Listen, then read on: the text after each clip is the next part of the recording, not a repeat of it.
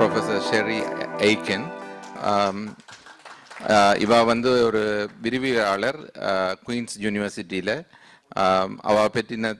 அவ வந்து refugee விஷயங்கள்லையும் human rights விஷயங்கள்லையும் கூட எக்ஸ்பர்டீஸாக இருக்கிறா. அவளுடைய ப்ரொஃபைலை நான் வாசிக்கிறேன். Sharry Aiken is an associate professor and former associate dean at Queen's University, Faculty of Law in Kingston, Ontario. Her teaching portfolio includes international refugee law, international human rights law, and other public law courses.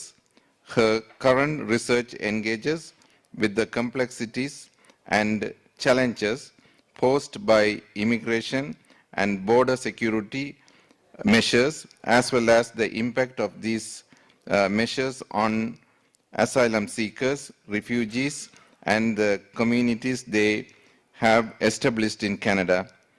A past president of the Canadian Council for Refugees, Professor Aiken, was co-chair of CCR's Legal Affairs Committee from 1998 to 2016 and served as pro bono counsel in many precedent-setting cases before the Supreme Court of Canada. As a former refugee lawyer for many years, Professor Aiken practice brought her into contact with dozens of asylum seekers from Sri Lanka, affording a very distinct window in the country and the court conditions that have generated ongoing flows of Tamil refugees. She remains an active member of CCR's Legal Affairs Committee, while currently serving as co-chair of the Canadian Centre for International Justice and member of the Advisory Council of the Sri Lankan Campaign and Peace and Justice. Please welcome Professor Sharry Aiken. Thank you. Wanakam. It's a pleasure for me to address you this evening, and thank you very much for the invitation. You'll have to excuse my voice. I'm just getting over a bit of a cold, and I notice there's a bit of a hum. I can stand, so that's fine. I'm good. So, the topic I was asked to address this evening was what are the possibilities and prospects of bringing a lawsuit against Sri Lankan officials here in Canada for the war crimes, crimes against humanity, and indeed genocide committed in Sri Lanka in relation to its Tamil population. That was what I was asked to address. And I want to say one thing at the outset. I think it's very clear that there's a prima facie, as we lawyers like to say, which means through the threshold case in relation to war crimes and crimes against humanity for atrocities committed during the long course of the civil war in Sri Lanka up until its end in 2009, but also in relation to post-conflict acts continuing up until today. I think it's very clear that there's a prima facie case. I'm not making that up. Various organs of the United Nations have identified that. Various reports have identified that. Internationally respected NGO human rights monitors have recognized that. And yet still, there has been complete impunity in relation to these international crimes. And I should mention, I think it's appropriate to say, as a scholar of international law, that the crimes that were committed in Sri Lanka over the long course of the Civil War were not just committed by one party to the conflict. It's certainly the case that both parties are culpable at international law, but I also think it's important to recognize that the balance is not equal. It is not an equilibrium. And when we look at guilt in the context of the case of Tamils in Sri Lanka, we're looking at a disproportionate share of blame on the state and its officials. No question about that. But that brings me to the next question. What are the prospects and potential for doing something about this here in Canada? And unfortunately, I have to say the situation is a bit bleak. But I'm going to talk about it anyways because I think it's important to have a lay of the land. And I think it's important to understand that despite the limitations in the current legal system and in current legal doctrine here in Canada, there's always possibilities for law reform. There's always possibilities for political advocacy. So even though the story I'm about to share with you is perhaps a little bit negative, the message shouldn't be negative. The message should be armed with the information, let's look at the routes for making change together. So, talking about the prospect of lawsuits. In international law, up until fairly recently, there was the principle that the king can do no wrong. The idea being that if you were a king, if you were a ruler, you could get away with murder and there was nothing anybody could do about it. That began to change, however, in the 20th century. The first significant milestone were the Nuremberg trials in the aftermath of World War II, when Nazi war criminals were brought to justice. Now, many people criticize that process for being a little bit unfair, a little bit of victor's justice. Nevertheless, it was a significant milestone. If you fast forward several decades, we see there's not much happening after those prosecutions, but fast forward several decades to the 1990s, and at that point the international community recognizes that there really is a need to establish stronger mechanisms for addressing war crimes and crimes against humanity at an international level. And thus, the idea of an international criminal court is born. The Rome Statute establishes that court. And indeed, in 2000, Canada becomes the very first country to implement a war crimes and crimes against humanity provision in its own criminal code, recognizing not just the jurisdiction of the International Criminal Court for prosecutions, but giving its own courts the power and ability to prosecute international crimes domestically, which means that somebody here in Canada could be charged with war crimes, crimes against humanity, or genocide, and face trial. That was a momentous occasion. Human rights advocates were very hopeful that this was ushering in a new era where it would no longer be the case that war criminals would enjoy impunity, right? Because we all know that despite the existence of the International Criminal Court, it's limited as a tool for justice. If a state party hasn't signed on to its treaty, the court doesn't have jurisdiction. And the only way the court can take jurisdiction is if the UN Security Council passes a resolution to give it jurisdiction. And the likelihood of that happening is very limited. So we know that the International Criminal Court is limited because it only can prosecute cases where the state in question is a party. And in the case of Sri Lanka, it's not a party. So the ICC is going to be offering no remedy in the case of Sri Lanka. But we have here in Canada the idea that our domestic courts can prosecute. And indeed, in Ottawa, the federal government in the early 2000s set up a brand spanking new war crimes unit as part of the Federal Department of Justice, gave it some resources, and encouraged it to start working on the investigations of war crimes cases. Okay, that was way back 18 years ago now. Okay, where are we after all this? We've got these great provisions in our criminal code, but in all these 18 years, there's only been 2 prosecutions. Both of them involved prosecutions against Rwandan officials. Only one resulted in a conviction, and that was the case of Desiree Munyaneza. He was charged with 7 counts of war crimes, crimes against humanity, and genocide in relation to his treatment of the Tutsi minority and Hutu moderates in Rwanda. It was a very lengthy trial, and he was ultimately convicted and sentenced to life in prison. He appealed to the Quebec Court of Appeal, and he lost. And he is now languishing in jail for those crimes. Okay, he originally came to Canada as a refugee claimant, by the way, information came to light while he was here that he'd had a direct hand in the genocide in Rwanda. So 2 cases in 18 years. That gives you an idea of how limited the prosecution mandate has been, right? And we also need to understand that in the Canadian context, when it comes to war crimes or crimes against humanity charges, the only way those charges can actually proceed is with consent of the Attorney General.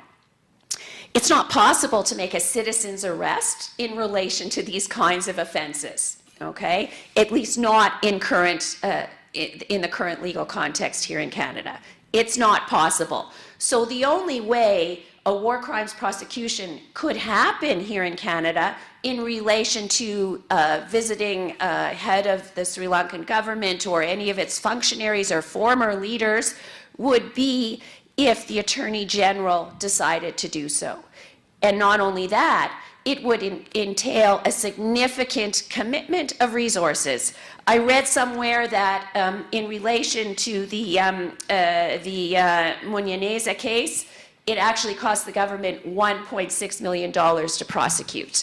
So they're expensive, labor-intensive, and certainly at the present, in the present context, it's a 50-50 chance that it will be successful. I mentioned there's been 2 cases, one thrown out, ultimately, not upheld, the other one convicted. And that's it. So it's not to say that prosecutions couldn't happen in Canada, but it is to acknowledge that Canada's not where the action is in relation to these kinds of criminal prosecutions. Some other jurisdictions have had more success. For example, Belgium, their domestic courts have been much more active in this sphere, but not in Canada. And I would say if we were looking for mechanisms in Canada to hold the Sri Lankan state to account, we probably wouldn't put our eggs in the basket of a criminal prosecution here right now, okay? But it's there. What happens more typically when Canada becomes aware that there are individuals here in Canada who may have been complicit in war crimes, crimes against humanity, or genocide? Much more typically, the government invokes immigration remedies, okay? And indeed, many members of your community have been subjected to those so-called immigration remedies wrongfully, right? So what the government likes to do when it finds out that there's somebody who may have committed a crime here in Canada, get rid of them. You know, let's deport them. So Canada typically initiates proceedings to strip people of citizenship, right? To deny people access to refugee hearings, to exclude them from any immigration status, and ultimately deport them. And indeed, since 2000, that same time frame I'm using to talk about the criminal prosecutions, there's been over 500 people deported, okay? Now, the news there is that they don't end up facing justice, they're just deported. You know, in some cases they do. So there was a very high profile case, Leon Mugesera, also from Rwanda. He came to Canada as a permanent resident, actually. Information came to light while he was here in Canada that he was complicit in the genocide in Rwanda. Canada tried to strip him of his permanent residence. He fought the case all the way up to the Supreme Court and lost. And ultimately, after years, was deported, and he did face a prosecution in Rwanda because the government of the day had changed and it was committed to justice. But that's the exception. It's much more common that when immigration remedies are invoked, people are simply deported and there's no justice served whatsoever. One thing that is interesting as a sort of tool to address impunity is the option the government has at its disposal to refuse a visa. So we take the scenario of, you know, an international conference that Canada is hosting, and members of the Sri Lankan government, people who, you know, may not have been high-ranking during the Civil War, but nevertheless were there and are still in various positions, they want to come to the conference. Well, the Canadian government could exercise its discretion to deny those individuals visas to come to visit. And that actually has been used. And it's been used successfully when members of an affected community actually lobby the government and use the media to bring to light the fact that this person is going to come here and they shouldn't be allowed to come here because they have blood on their hands. Now, sometimes the government uses this power in ways that are very arbitrary. So you may have heard of a case of a British MP, Mr. Galloway, who wanted to come to Canada. He was very active supporting Palestinian solidarity groups. And there were some groups here in Canada that regarded him as a supporter of terrorism because he had supported Hamas and Hezbollah simply as viable political options for the people in the Middle East. Well, lobbyists were busy lobbying government, and indeed the Minister of Immigration of the day decided to refuse Mr. Galloway's visa. And there were all sorts of memos and everything else. And anyways, Mr. Galloway hired a counsel and actually successfully challenged the government's attempt to use public policy grounds as a basis for denying the visa. Now, in fact, it hadn't actually issued the decision yet, so Mr. Galloway had to go and apply for a visa all over again. But what the court that reviewed this whole situation clearly said was that, yes, the government can use the visa system to deny someone's admission, but it has to do so in a fair process. Okay, but certainly the issue of Canada not granting visitor visas to people who have blood on their hands is a viable option, and it's something that has actually been used in the past. So that's a so-called remedy, but not much of one, because it's simply saying, okay, we're not going to let the bad guys in, but it doesn't really do much for justice. So that brings me to the final option or prospect. So I talked about criminal prosecutions and the fact that there's only been 2 in the last 18 years. Talked about immigration remedies and the fact that most often there's deportations, which don't really contribute to justice. Well, we're going to look at the third and final prong of this picture, which are civil remedies, okay? And this is the idea that right here in Canada, Canadians that are affected by international crimes can sue in domestic courts for damages, right? And of course, anybody can initiate a civil suit, right? Unlike the criminal prosecutions, we don't need the consent of the government. You do need quite a bit of money, realistically, because it's not cheap to initiate a civil suit, but it can be done. The estate of Zara Kazemi initiated one such suit. And if you're not familiar with who Zara Kazemi was, let me just speak to her case very briefly. She was a Canadian of Iranian descent and a photojournalist. She traveled to Iran in the early 2000s, and she documented protests in Iran outside the notorious Evin prison. Iranian authorities put her under surveillance and arrested her. And they summarily charged her and subjected her to incarceration in that very same prison that she had photographed. And 2 weeks later, she died of brutal torture and injuries to her head. It was a very tragic case, and indeed, her son, also Canadian, attempted to seek justice on behalf of his mother here in Canada. The case went all the way up to the Supreme Court of Canada, and the court, in looking at it, acknowledged that the case was nothing short of tragic. It was horrific, in fact, the court acknowledged.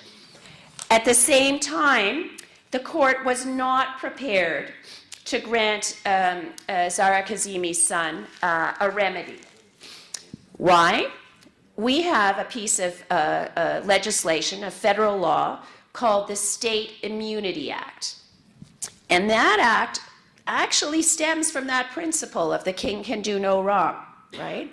Well, we've dispensed with that idea in the criminal law context we haven't actually dispensed with it in the civil law context. So there's a disjuncture, because on the one hand, we have this principle of universality and an embrace of the idea that international criminals must be held to account. But on the other hand, we haven't ensured that all of our legal procedures are consonant with that ideal. And indeed, in terms of civil suits, the state and its representatives enjoy immunity pursuant to a national law called the State Immunity Act. Now, that act says that you can't sue sitting heads of government.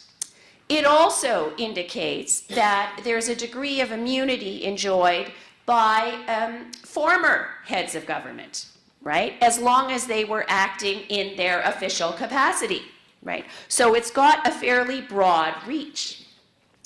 There's some question about how far it extends. You know, does it cover everybody in the government or only the senior echelons of the government? Arguably, based on current doctrine, you'd have a stronger chance of success if you don't go for the senior leaders and instead you go for the middle and lower ones who may have had a little bit less blood on their hands, but nevertheless some blood, because the idea of the state immunity concept is that it protects the senior rulers, right, the kings, but not necessarily the rank and file. Okay, so that's one thing. But the Supreme Court of Canada in the Kazemi case said, as unfortunate as the circumstances are that Zara Kazemi faced, and as horrible as it is for her son, by the way, he wasn't even able to bring her body back to Canada. The Iranian authorities refused. Very tragic. The Supreme Court said, well, there's only a couple of exceptions for state immunity. If it's a commercial transaction, we'll make an exception. That's right in the Act. If a Canadian has suffered direct injury, right, here in Canada, we'll make an exception. So actually, Zara Kazemi's son tried to say, well, I did suffer direct injury, nervous shock and trauma when I found out about what happened to my mother. But the Supreme Court said, no, that's not good enough. It has to be direct physical injury here in Canada, okay? And then there's one more exception, and it was actually an amendment to the Act in 2012, which says that there's no immunity for state-sponsored terrorism. That was a Stephen Harper amendment because, you know, he was tough on terrorism, not necessarily with good consequences in many circumstances. But that's it. Those are the only exceptions. Zara Kazemi's counsel team and a whole variety of interveners tried to persuade the Supreme Court of Canada that they need to interpret the State Immunity Act in a way that's more consistent with international human rights norms, and that the prohibition against torture is what's defined as a jus cogens norm. That means it's a peremptory norm of international law. It's one of the most important norms in international law, and it should prevail over everything else. And not only that, the Convention Against Torture prohibits torture in absolute terms, and also says in equally absolute terms that anyone who is the victim of torture should have a legal remedy. And so the counsel team argued before the Supreme Court of Canada that there needs to be an exception for victims of torture. Victims of torture should be able to bring civil suits here in Canada for injuries suffered overseas, right? When those injuries constitute torture. And unfortunately, the Supreme Court closed the door on that avenue.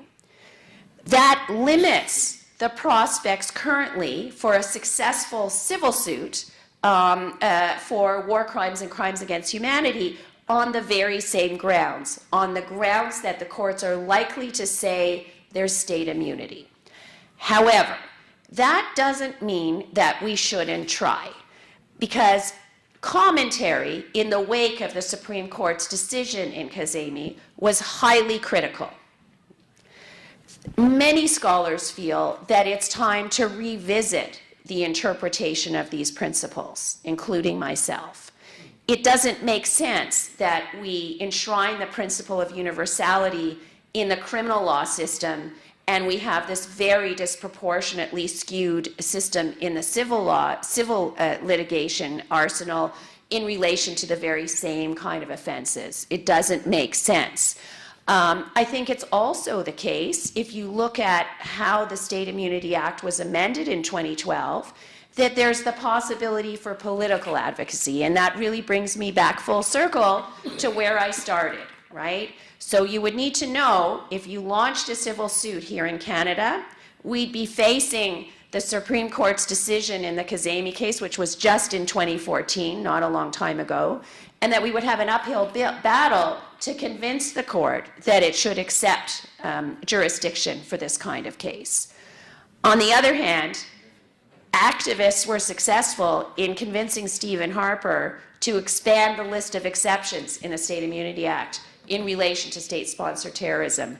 I think there's a real avenue to press the current government, the government of Justin Trudeau, to include crimes of torture as an exception, so that state officials who are complicit in torture, a norm that is universally prescribed, should not be able to evade a civil suit. And by the way, Canada wouldn't be unique if we went down that road. There are a number of jurisdictions around the world where civil suits have been brought successfully. Even in the United States, there's a very interesting case pursuant to the Alien Tort Statute, which allows individuals in the United States to sue for damages. And there's a number of other ones where officials have been held accountable for torture and have had to pay. Now, whether you actually can collect is another story, but at the root of it, it's not about the money, right? It's about ending impunity. And if you can't succeed with criminal prosecutions, at the very least, a civil suit sends a very strong message. And it also would say very clearly and definitively that Canada will not be a haven for people who've committed war crimes, crimes against humanity, and genocide, that Canada will not be complicit in impunity. So, on the one hand, it's a bit of a pessimistic tale. My look at the various options are not really that rosy, but it does give you a sense of where the pressure points may lie.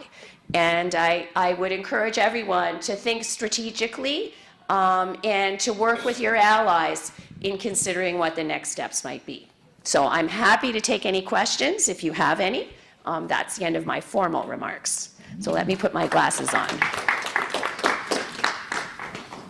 Please. A recent report published by the UN, it pointed out that torture still continues to happen in Sri Lanka. Mm-hmm. Now, if we persuade the government of Canada to include torture, would that act retroactively? So that's a very good question. So when it comes to criminal prosecutions, the laws are already on the books, right? So there's no question of retroactivity. It covers the relevant period. With respect to a civil suit, if an amendment was made today, most likely anybody facing litigation would attempt to argue that the exception only applies from now going forward, right? However, there's you can get around that. There is doctrine that has actually allowed retrospective effect. So I would say it would be tough, but it would send a message regardless. Okay, so I'm not necessarily optimistic that even if there was an amendment, you would be able to sue someone for torture committed in 2009. But certainly there's no question you would be able to sue for torture committed today. And we know that torture is still going on. So that's really the impetus for why I'm suggesting pressure on the government to expand the exceptions in the State Immunity Act. Because if the UN won't act, at least Canada should. Thank you. Mm-hmm.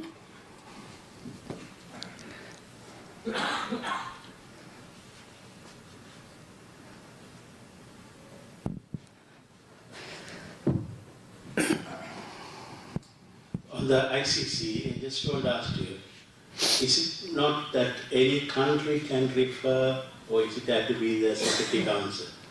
And because what I am thinking is that at least Canada have got a highest population of victims. Yes.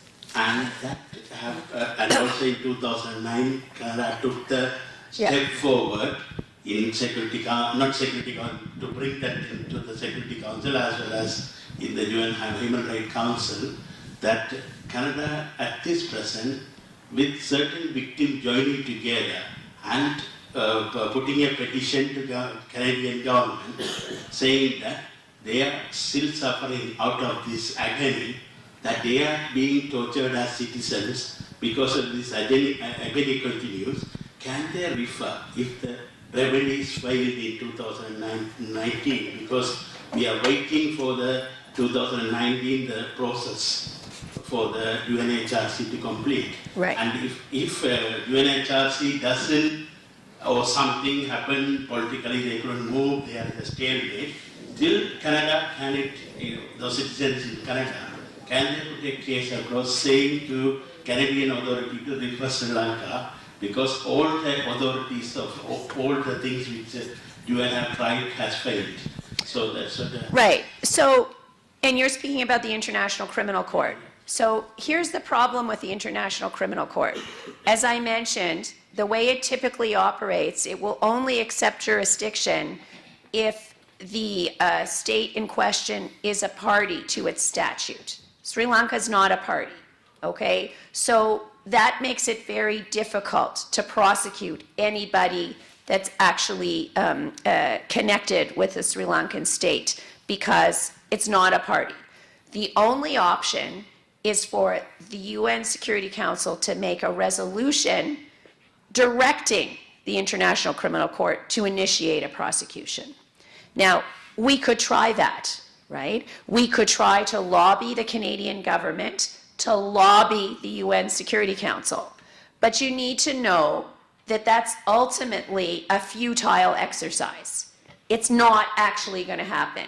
If you look at the track record of the International Criminal Court and what it's done, not very many cases over its relatively short history, almost all of them, with a few exceptions, based in the continent of Africa, and almost all of them involving situations where the state was a party.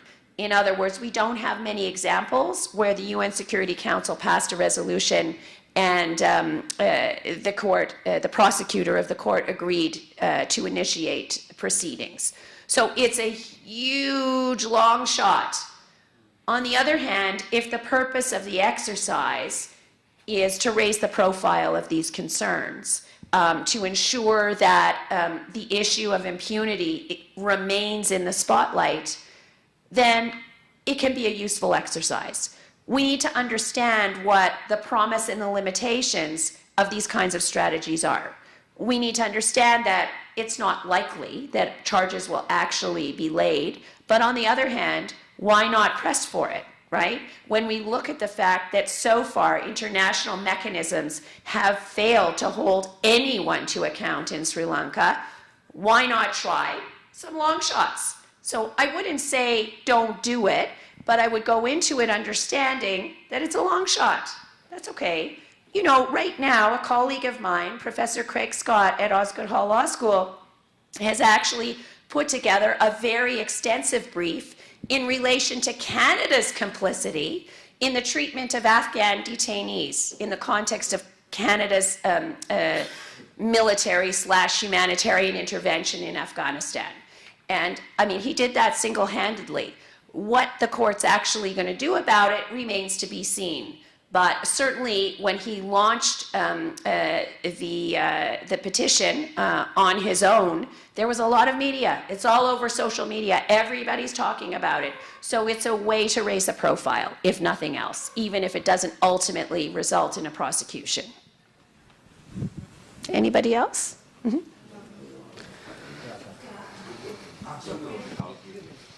Thank you for your scholarly presentation.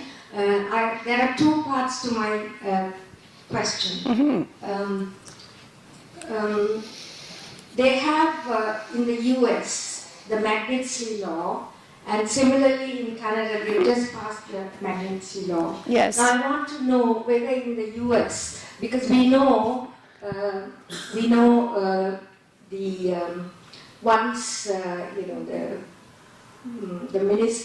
the Secretary of Defense, Gotabaya Rajapaksa, has many assets in the US. So do you know of any cases that have been filed under this law in the US? And is there any possibility that such a case can be filed against Gotabaya? And then over here, do you know of any cases that have been filed here under the Magnitsky Act? Well, actually, it's a brand new act, right? So there's no cases at this time to tell you about from a Canadian perspective. That's not to say that there won't be or there couldn't be. But we're still dealing with the State Immunity Act. The State Immunity Act is not diminished in its power at all. So that's important to understand. And in terms of the U.S., there were cases where assets, and everybody is probably familiar with this, Iranian assets were frozen. And that was back in the 1990s, and cases went to court, but ultimately the assets remained frozen. Thank you.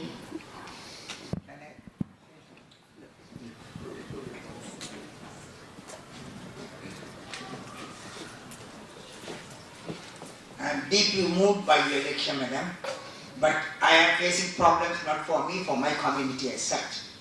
1979 and the Prevention of Terrorism Act. They said wipe out terrorism or before 31st December 1979. Now 39 years have rolled down, the story remains changed.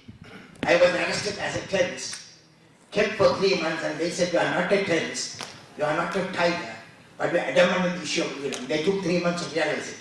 It's 79, we are 39 years have rolled down. The story remains, the same act continues. Then you spoke of about your problems about criminology and all this. Here there is an interesting idea, I've already given you a paper by Professor Thambu Kanasabai, former lecturer at the Colombian University. I am not going to read the entire thing, we are going to read it leisurely. Accountability in and out of Sri Lanka. And the other article, Sri Lanka keeps accountability and justice at bay in the UPR sessions in Geneva. I don't want to read it, that you can read it. But this speaks volumes about what our problems are. Mm-hmm. Then finally, when you spoke at the start, you spoke of human rights, violation of human rights, and also crimes against humanity. I thought you are missing the point of genocide. No, then you added war crimes, crimes against humanity, and also genocide. Mm-hmm. Genocide, I am not going to explain to you. It's an intention that counts, it's not a mere killing aspect. In the context of genocide, our former commissioner Navanita Pillai speaks of rape and also sexual assault was a part of it. That was included, I think, about 6 or 7 years ago. So I want you to give me an illustration of the subject because I am only a layman. Thank you. So I thought that I sort of acknowledged at the outset that the interest this evening was not in rehearsing what we all know to be the case. You don't need me to tell you about the documentation in relation to war crimes, crimes against humanity, and genocide in Sri Lanka, and the international crimes that have continued to date.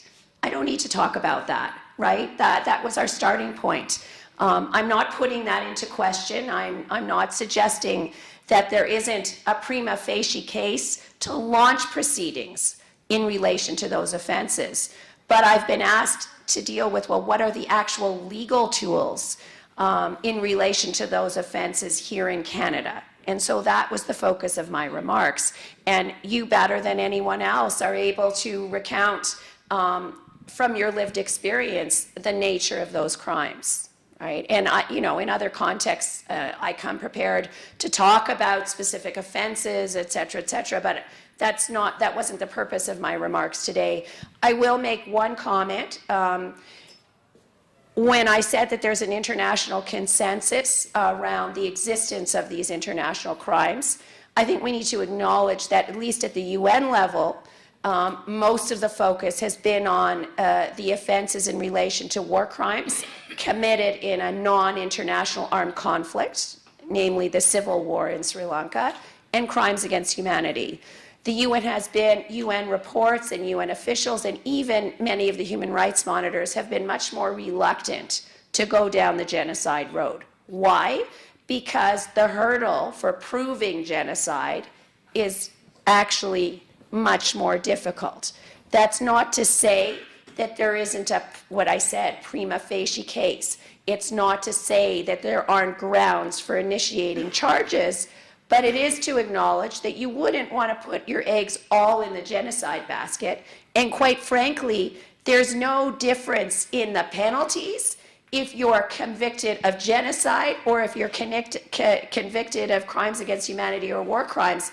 It's life regardless, right? So it's symbolic, it's significant, because when we hear genocide, we understand that we're not talking about crimes directed at individuals, we're talking about wide-scale, massive crimes, right? But at the end of the day, in terms of legal remedies, it doesn't really take you anywhere different. The case against Desiree Munyaneza, for example, proceeded on all 3 counts, and ultimately he was found guilty of all 3 counts, and he's languishing in jail. And he would have still languished in jail even if there wasn't the genocide count. So I just mentioned that. Yeah. It's nice to have you here. My name is Yogi from UK.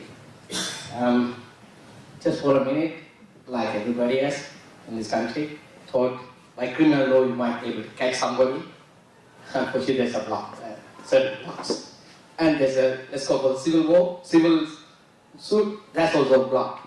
I just wonder how are you Canadians, as common Canadians, going to pursue to find these killers of the guys when in the hands. But it's just as what, according to you, or right here, it has the Attorney General has to sort of give a go-ahead. Right. And by the way, the person needs to be here, right? Certainly. The person needs to be here. Yeah, So, that's one of the things was puzzled me. Right. The person who's been hurt or who's been tortured have to be here to be sort of suing somebody else. Even the son can't do it when the mother is killed in the Iran, sad cases. But just my question is, when Justin Trudeau, the president of Prime Minister of this country, a couple of days ago in Taiwan stated, I will definitely pursue push for the justice and war crimes in Sri Lanka. I just wonder, is he faking the people or is it just really making the sense here? Your thought on that? Yeah, well, I won't speak to what was in his mind, but I will say that realistically, the vast majority of the criminals are still in Sri Lanka, right? So even if we were to do something in Canada, it's not actually going to be very effective. And what I think we need to be pressing for is some form of international tribunal to deal with these crimes, right? Because Sri Lanka is not a party to the Rome Statute. There can't be a prosecution at the ICC very realistically unless the UN Security Council passes a resolution. Not hugely likely. But it is possible to press for an international tribunal. There's been one for the former Yugoslavia, one for Rwanda, and even after the establishment of the International Criminal Court, there's been a tribunal for Lebanon, there's been one for Sierra Leone. There's a number of ad hoc international and regional tribunals, and I think it is an option to press for that.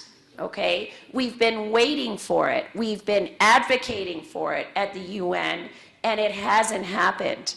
But that doesn't mean it won't happen. And I think that that's actually the best prospect for dealing with impunity, because it will hopefully have the jurisdiction to prosecute the criminals. Absolutely. Just one more thing. We managed, the Tamils managed to pass 3 resolutions in UN against Sri Lanka. Yes. And they co-sponsored that too. Yes. And funny enough, there is UN has enough evidence, more than us, and they actually left our people from there. So Yes. I would say UN has the blood on their bloody hands as well, sadly. So we must push forward. Yes, there's no question. The international community bears a huge burden here, and it's up to everybody to hold the community to account. There's no question. That's Prime Minister also wants to- There's a question from live there. Yeah, Prime Minister also wants to ask. First of all, let me thank Sharry for accepting our invitation and addressing the Parliament today. I just want to make a comment on the genocide. Why we clamor that there should be accountability for genocide? Because even as you said, that normally political leaders as well as legal scholars are reluctant to classify a particular crime as genocide because, as you rightly said, it's difficult to prove. If you take, for example, Darfur initially the US government did not want to call it as what happened in Darfur is an act of genocide, but finally, then because of the pressure from the media and from some scholars, then finally, I think President Bush called it as an act of genocide because initially he did not want to use the term genocide or what happened in Darfur. During that time, the New York Times wrote an editorial commending Bush for calling it as a genocide because New York Times said the crime of genocide is only capture the magnitude of that crime. If you call it as crimes against humanity or a war crime, it won't capture the actual magnitude of the crime, and they commend Bush for calling it as what happened in Darfur as a crime. So that's one of the reasons we think that characterization of what happened in Mullawaikal is an act of genocide is to capture the magnitude of the crime. The other important thing what we would like to show to the international community, this massive violence took place on account of Tamil nationality. It is not an ethnic neutral crime. If you simply call it as a war crime or call it as a crime against humanity, it's kind of an ethnic neutral crime. But what we try to show to the world is a crime committed on account of Tamil nationality. So that's one of the reasons we clamor for a genocide. And the other thing what we call it, because the sentence, the eventual thing what we expect is a remedial justice. So remedial justice to protect ourselves in another Mullawaikal, we should be allowed to have an independent state. So we believe that once we establish what happened in Mullawaikal is an act of genocide, then that will also help us to fashion the political resolution to correspond to that in our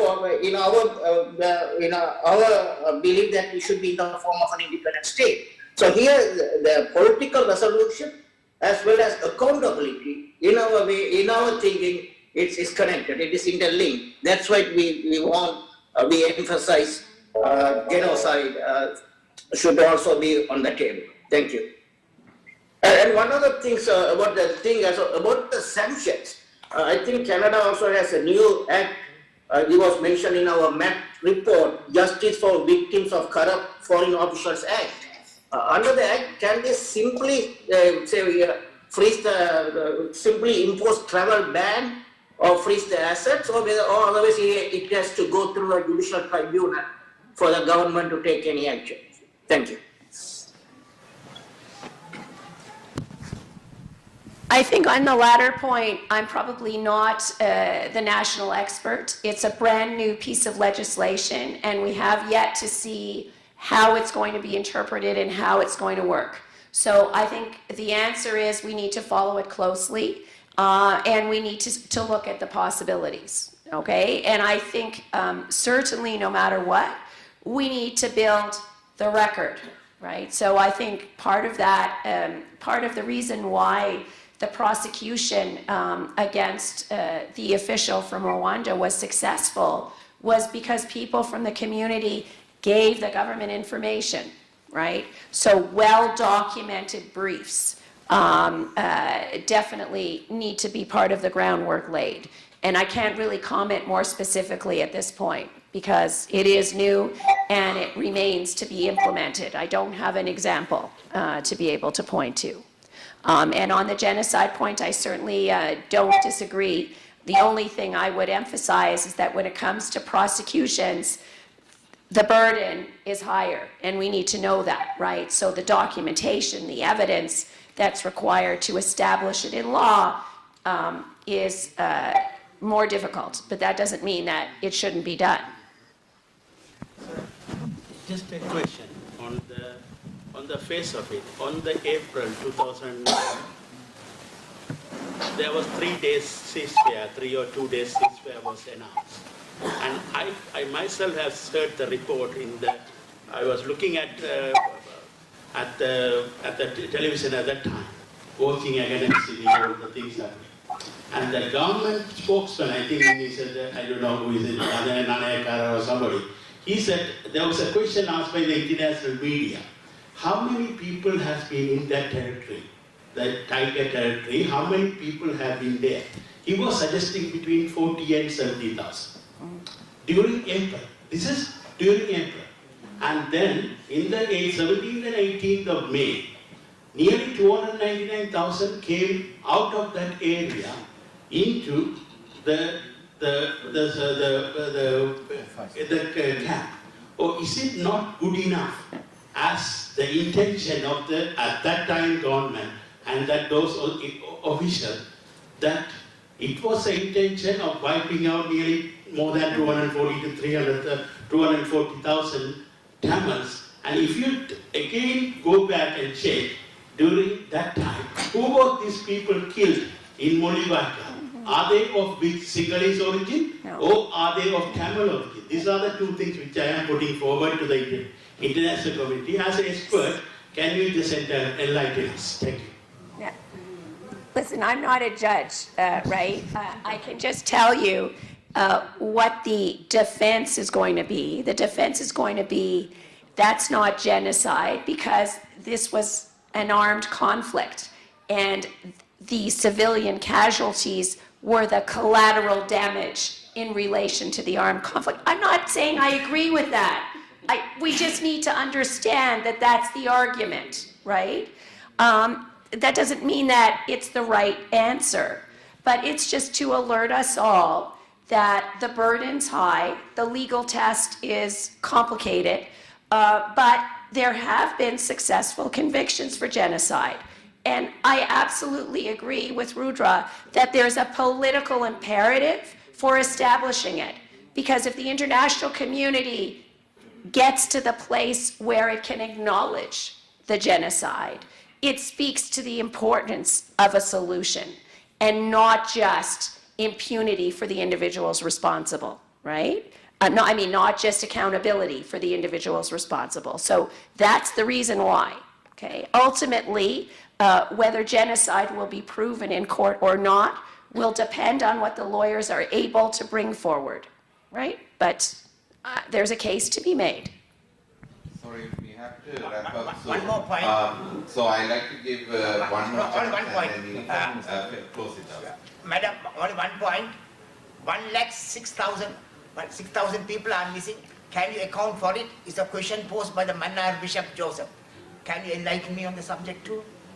Let's take the other comment as well, and I'll wrap it up. Yeah, on the question of genocide, I think we as victims, we believe the intent and purpose of the Mullah-Aiken war was genocide.